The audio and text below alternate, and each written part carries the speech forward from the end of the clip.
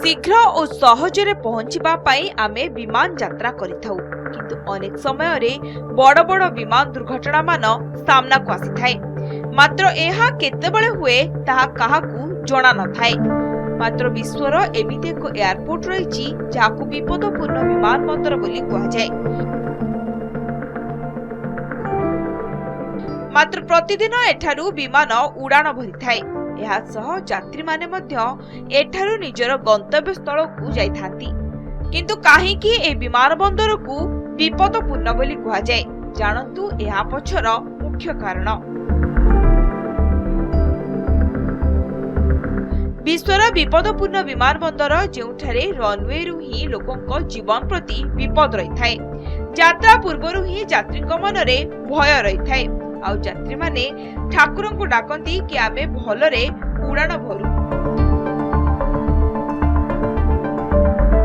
तेबे आमे जो विमान बंदर संपर्क रे कहूछु ताहा रहिछि नेपाल रे। कहा जाए कि नेपाल निज प्राकृतिक सौंदर्य पई बेस परिचित। केवल सेतिकी नुहे नेपाल निज भयंकर एयरपोर्ट पई भी बेस परिचित। एठारे एमिति एयरपोर्ट रहिछि जेउठी लैंडिंग समय रे लोकंक निश्वास अटकी जाए।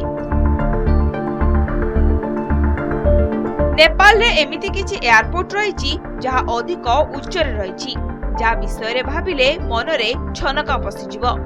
नेपाल रो चारिपटे पहाड़ घेरी रहिछि। एठारे किछि एयरपोर्ट रे अनेक सुविधा उपलब्ध थाए हेले एमिति किछि एयरपोर्ट जहा ग्रामीण अंचल रे रहिछि जेउठी कोनोसी प्रकार सुविधा मिलि न थाए। एठारे पाणीपाग मध्य खराब रहितबारु उड़ान एवं लैंडिंग बेस विपदपूर्ण रही थाए। केवल अनुभवी पायलट को एठारे उड़ान पई अनुमति मिलि थाए।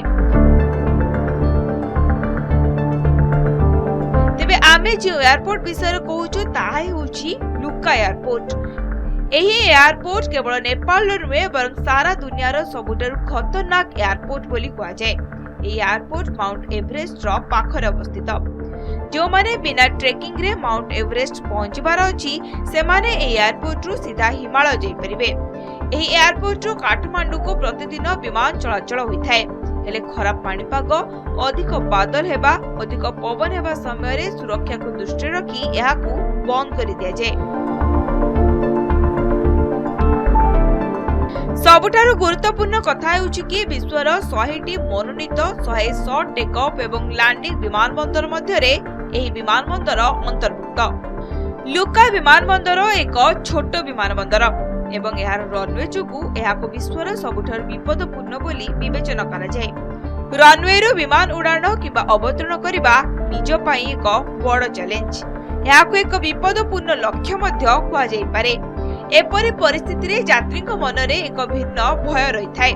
तथापि एवरेस्ट अंचल को यात्रा करुवा पर्यटकों मध्य रे ए विमान बंदर को बहुत गुरुत्वपूर्ण बोली विवेचना करा जाय। Bureau report Nandighosh digital.